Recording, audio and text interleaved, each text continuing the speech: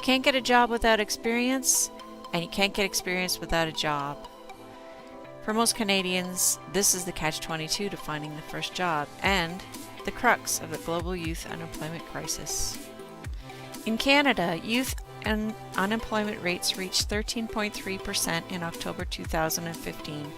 In fact, according to a youth employment survey by Nestle Canada, it was revealed that while youth unemployment is a prevalent issue across Canada, only 25% of Canadians say their place of employment offers intern apprenticeship programs to help youth gain entry-level experience. Starbucks Canada is expanding a program to address a crisis in youth unemployment by committing to hire 10% of its workforce from among the country's disadvantaged young people. The Opportunity Youth program was launched as a pilot in Toronto in April. Starbucks will expand the program starting in Montreal and Vancouver and eventually reaching across Canada, employing 3,500 people between the ages of 16 and 24 who are not working in school or in a training program.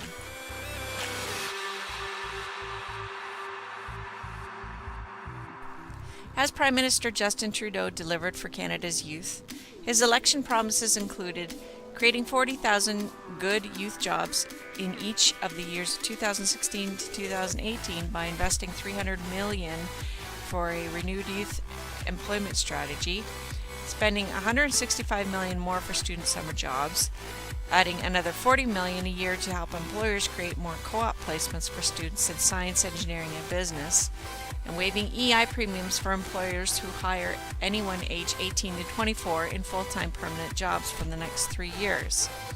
And he also appointed himself youth minister to underscore his commitment. We have to see what happens with these commitments. Some of them may have a rosy outlook and some of them may not. In early June, he made his government's first major announcement on the file, creation of 77,000 summer jobs under the Canada Summer Jobs Program, more than double the number of previous summer. And that's a success story. Cracking the full-time job market remains less clear. 49.7% of 15 to 24-year-olds employed in either sales, service, retail cashiers, clerks, food service, or clerical work. This is Andrew Townsend, 25, from Toronto, Ontario. He has a BA in English Literature from the University of Guelph and an MA in Media Production from Ryerson University. He's currently working at a comic book store. The other alternative, of course, are grants and loans for young entrepreneurs in Canada. Leave between the ages of 15 and 29, there are some opportunities available.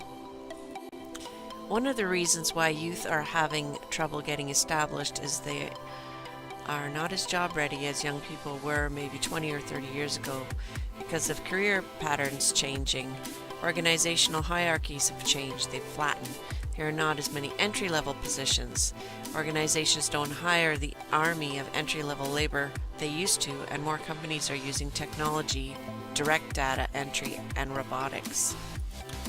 Colleen Bangs, Manager of Career Services at University of Calgary, says there are still jobs, they just might not be related to student career paths.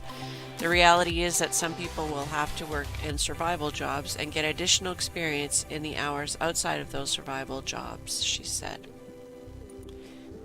The job market is different than it was 20 years ago, and 36% of employers are hiring college and university grads for jobs that used to require only a high school diploma. According to the Fraser Institute in a study in 2015, Ontario is no longer a place to stand and a place to grow. So the fixed career ladder of the 1950s and 60s has really given way to more varied career patterns where people don't stay in a workplace.